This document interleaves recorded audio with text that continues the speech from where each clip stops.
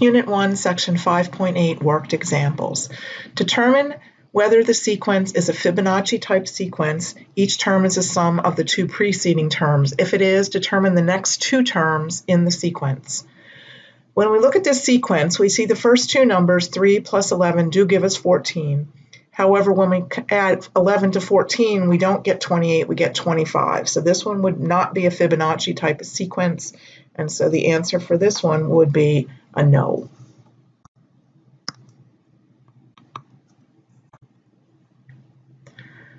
Same thing on this problem. Let's take a look. 1 plus 8 is 9. 9 plus 8 is 17. 17 plus 26 is 43.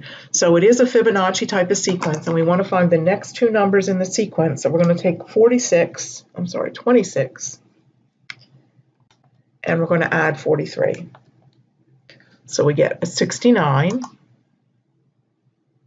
So the next two numbers in the sequence would be, 69, and then add 69 plus 43 and 112. So the next two numbers in that sequence would be 69 and 112.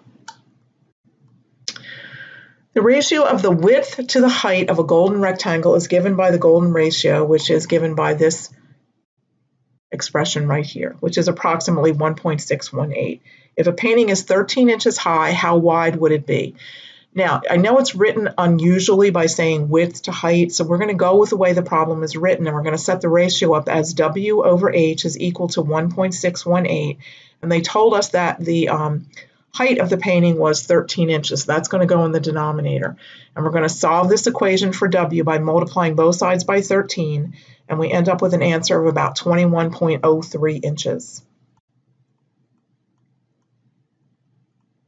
A line segment is divided into two segments such that the ratio of the long to the short is equivalent to the golden ratio, again 1.618.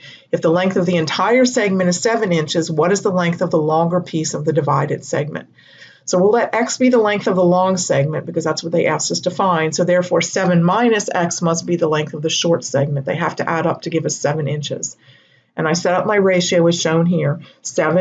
X divided by 7 minus x is equal to the golden ratio. Multiply both sides by 7 minus x, and then distribute on the right side. So I have x equals 11.326 minus 1.618x. Add 1.618x to both sides, and I get 2.618x equals 11.326. Divide both sides by 2.618, and I come up with an answer of 4.33 inches.